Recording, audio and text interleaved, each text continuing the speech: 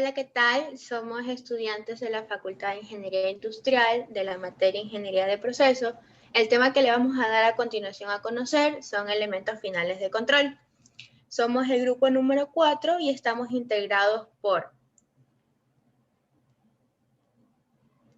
Guillén Christopher, Zambrano Jefferson y mi persona, Cedeño Ámbar. Para comenzar a darles a conocer los elementos de finales de control, tenemos lo que es la definición. Este nos dice que es aquel mecanismo que nos va a ayudar a alterar lo que es el valor de la variable manipulada con respuesta a una señal de salida desde el dispositivo del control automático. Este nos dice que esta señal típicamente siempre va a ser controlada o manipulada por un flujo de material o una energía para lo que es el proceso. Entre estos tenemos los que son válvulas, los variadores de frecuencia, motores eléctricos, servoválvula, un relé, o elementos calefactores de característica eléctrico o un amortiguador. Ya, ¿qué es en sí un elemento de control? Este nos dice que es un proceso tanto cíclico como repetitivo. En esto tenemos 4 características como que es el establecimiento de estándares, la evaluación de desempeño, lo que es la comparación de este mismo desempeño con el estándar y lo que es la acción correctiva.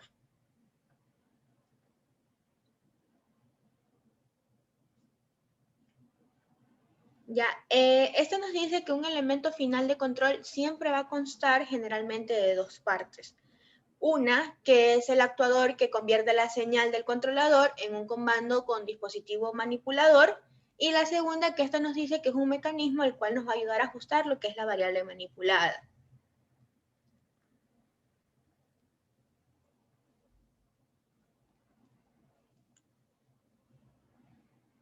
Ya. Tenemos como esquema lo que es la válvula de control. Este nos dice que representa el 95% más de todas las aplicaciones en lo que es, interviene el elemento final del control. Esta nos dice que es la válvula de control, la cual siempre va a ser muy importante en lo que es el bucle de regulación, va a realizar lo que es la función de variar el caudal de fluido, de controlar y modificar el valor de la variable a su medida, y que dentro del bucle de control tiene importancia y elemento primario lo que es el transmisor y el controlador. Como nos podemos dar cuenta en la imagen, pues estas son las partes que tenemos como cabezal, diafragma, conductor, que a continuación les voy a dar una definición pequeña de cada una para que tengan mayor conocimiento de las mismas.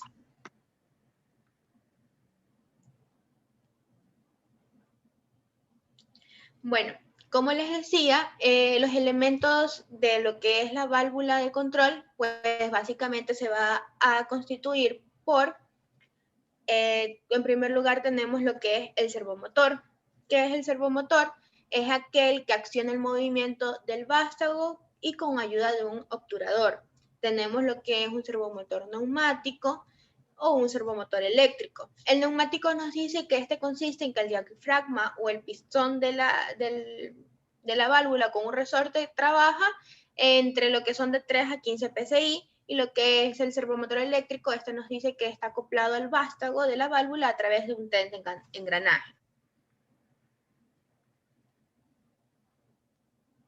Procedemos a saber qué es el vástago. Esta nos dice que su función va a ser de unir al obturador con el servomotor, el cual va a disponer generalmente de un índice que señala una escala de posición y a la apertura o el cierre de la misma válvula.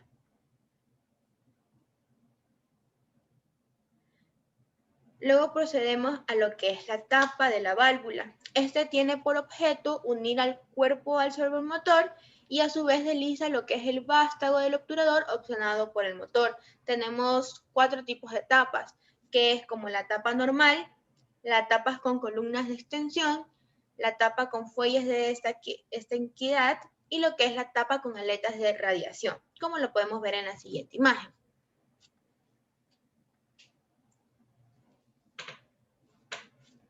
Luego procedemos a saber lo que es el diafragma, el cual es el elemento flexible que ayuda a que reaccione la presión y que ésta transmita la fuerza al plato entre el diafragma y el vástago del obturador.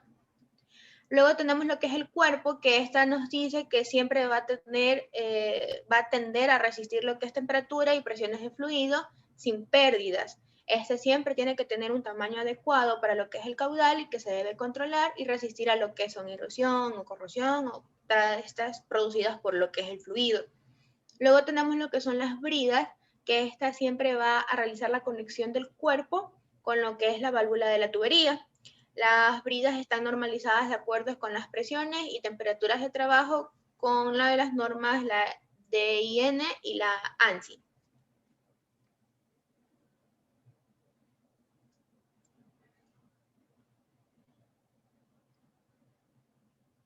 Luego procedemos a poder saber qué es el obturador, el cual es quien realiza la función de controlar el paso del fluido y que puede actuar con su propio eje o bien tener un movimiento rotativo. Y lo que es el asiento, esta nos dice que es, junto con el obturador, es el que forma el corazón de la válvula, el cual siempre va a controlar lo que es el caudal, gracias al orificio que tiene de paso, el cual va a ser variable en forma al variar su posición relativa y que además tiene la misión de cerrar el paso del fluido.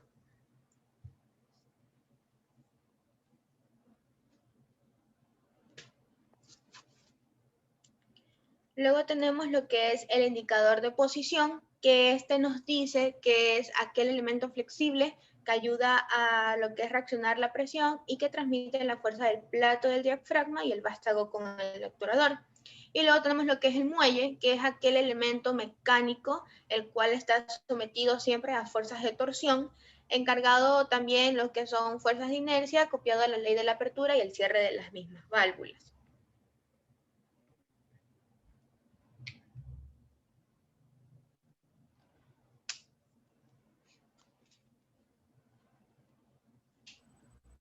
Muy bien. Siguiendo con la exposición, de ahí tenemos como siguiente punto lo que es la clasificación.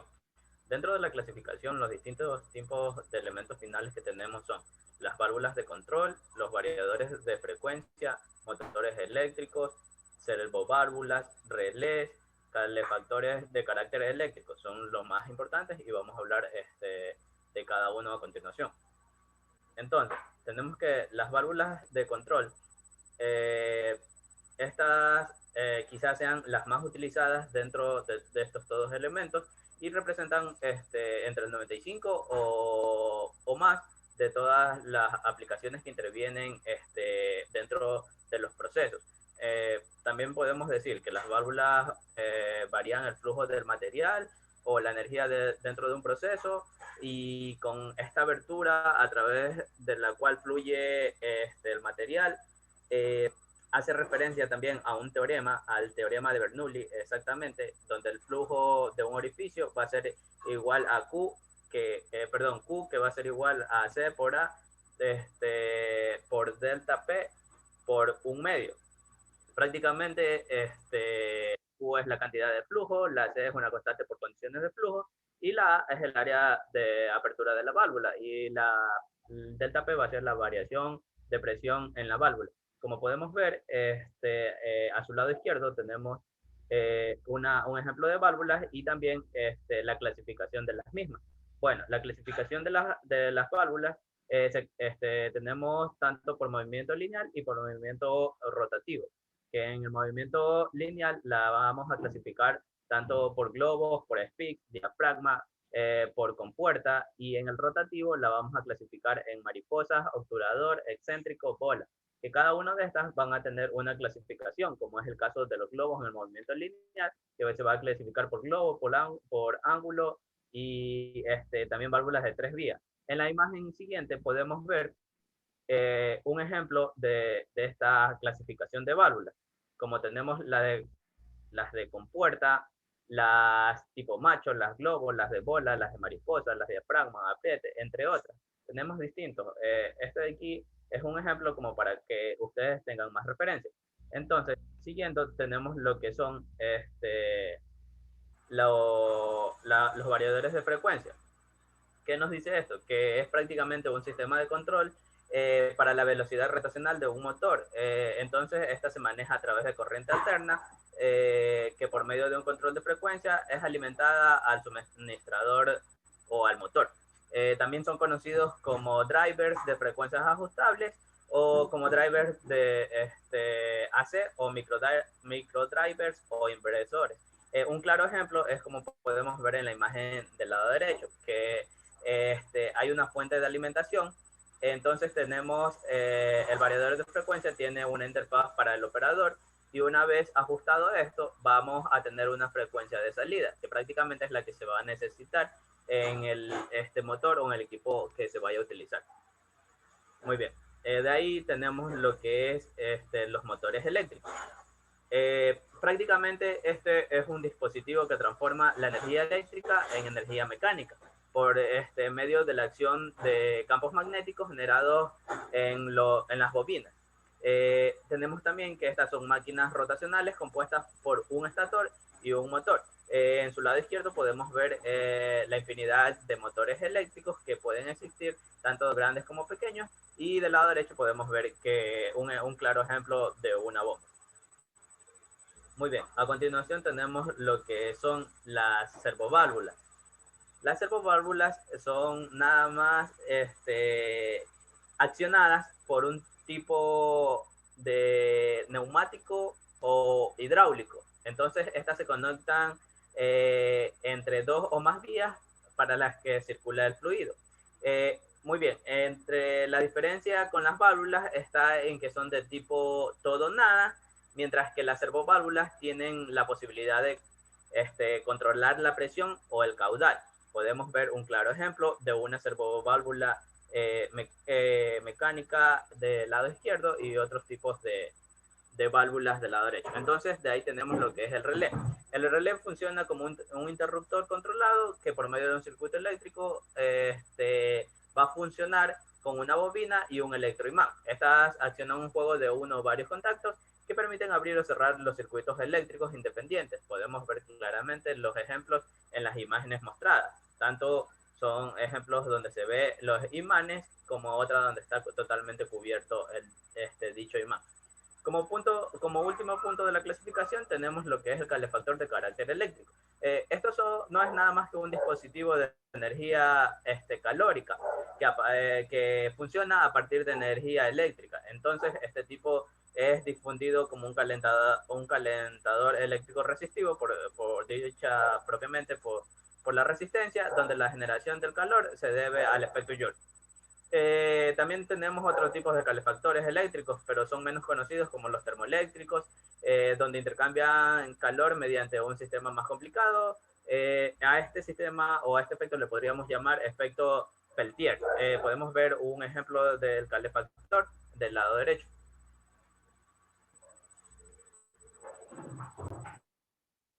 Bien, continuando con la exposición, pues ahora se le va a hablar un poco de dónde se aplican estos elementos de control y a qué tipos de industria. Normalmente en las industrias pues se busca controlar dentro de los procesos estas tipos de actividades o este tipo de variables para que en cuanto a lo que es la productividad y ganancia se refiere, pues permitan tener acorde a lo que se va a gastar digamos, en algún fluido, como controla lo que son las válvulas, algún motor, algún relé para lo que es un accionamiento de algún motor, alguna lámpara, entre estos otros elementos.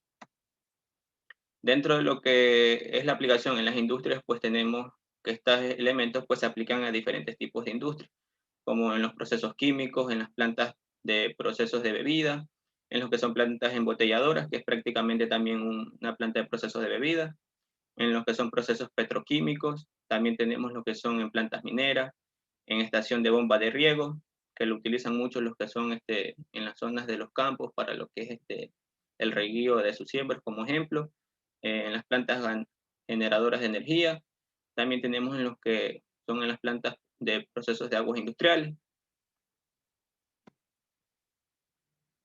Bueno, las aplicaciones industriales de las válvulas las tenemos, como yo se los mencioné anteriormente, en la industria embotelladora, pues estas se emplean para tener un encendido o apagado para controlar lo que es el flujo de algún fluido. Tenemos lo que es una válvula de presión que se emplean para automatización de procesos como brazos neumáticos. Está el control de nivel, que es para direccionar el fluido según dónde lo vayamos a llevar.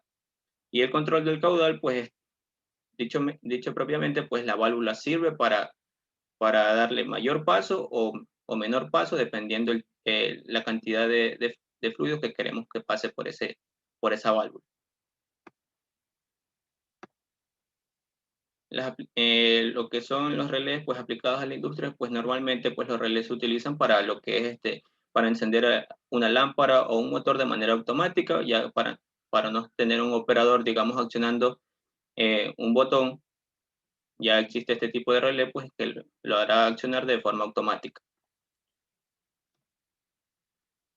En lo que son motores eléctricos pues aplicados a las industrias pues tienen un sinnúmero o varias aplicaciones, como son en los abanicos, como son en los sopladores, en las bombas, en máquinas de herramientas como una fresadora, un taladro vertical,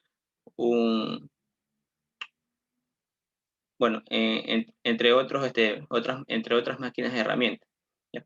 En aparatos electrodomésticos, como puede ser una licuadora dentro de nuestro hogar, herramientas eléctricas, como es una moladora, unidades de disco. Estos pueden ser impulsados por la corriente directa o por la corriente alterna de una rejilla de distribución eléctrica central.